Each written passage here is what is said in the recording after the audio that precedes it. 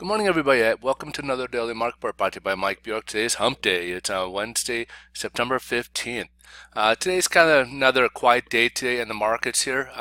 We do got a couple economic news releases scheduled for today, and that is the Producer Price Index, a inflationary gauge on the wholesale side of things. Now, it's not all-encompassing or a real important number, but we do want to look at it primarily because what we really look at is the consumer inflation, and sometimes when inflation goes up or costs go up for wholesale, it doesn't always get passed on to consumers. Now tomorrow we'll get the CPI number, which is an important number to view, and we'll get that. We'll be able to see if inflation's rising or still keeping relatively low, and that's what the trend we've been seeing is that inflation's been kind of dropping a little bit, not reaching to levels that the Fed would like to see it.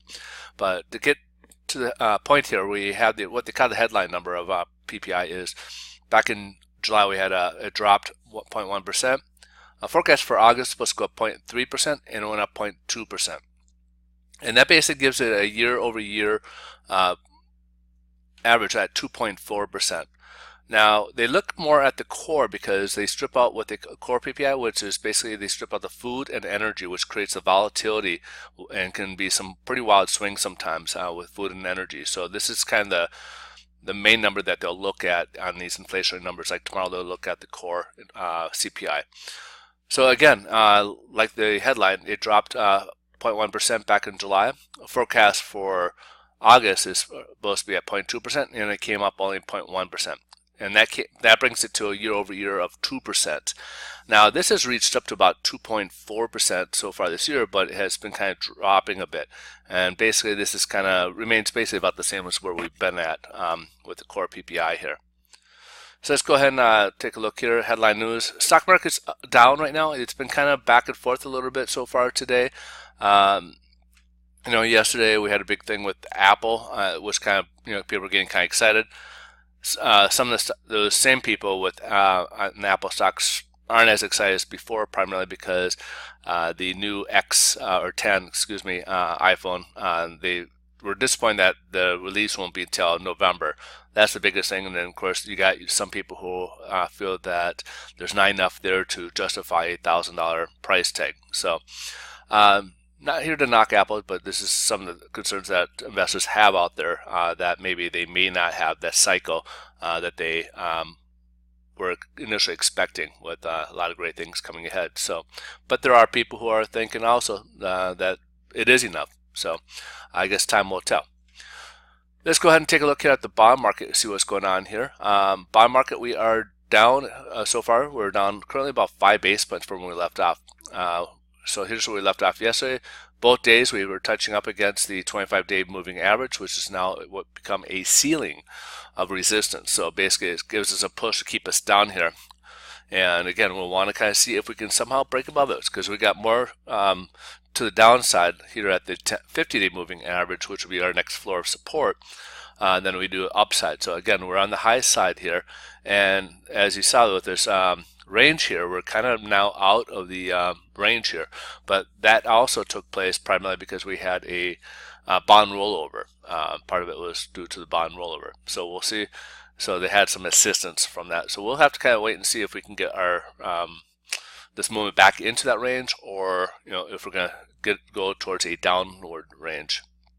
Now, some things that could play into effect here is that so in Congress they're talking about tax reform. If we can get some new legislation to get the economy on track, or at least some type of upward trajectory, that would be good news for the economy, and that would be bad news for mortgage-backed security and interest rates.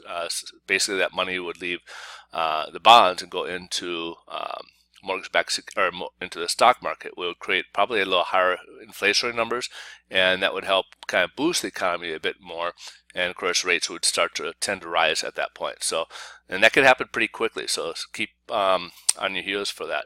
Next week, also, we got the FOMC meeting. So at this time next week, Ms. Yellen will be going ahead and probably giving her announcement. Now, there's not expected to be any rate hike next week. Pretty much zero chance what they're saying. But what they're really going to be looking for is any speak about when and how they're going to go ahead and start unloading some of that balance sheet. It's about $4.5 trillion of that balance sheet that they've been kind of accumulated over the years during that quantitative easing, and now it's time to kind of start easing some of that back out there and start selling some of that. So that's going to be something that they're going to be looking for next week. Now, some of it may have been put on hold primarily because the two hurricanes, Irma and Harvey, hit, and it's going to, kind of temporarily set us back a bit. But that's something that they're going to be going to be looking for, see if there's any comment from the Fed on that. So let's just go ahead and jump over to the 10-year Treasury. So like that, we have the 25-day moving average. The Treasury is up above, we're about 218 right now, after touching as low as about 2.01. So that's a huge jump in the last few days here, as we've seen here, or this week. So as you can see here, we got we're up against we got the Treasury, or the 25-day moving average, which will become a floor of support for us, and we got this other resistance level here, and kind of holding back a little bit.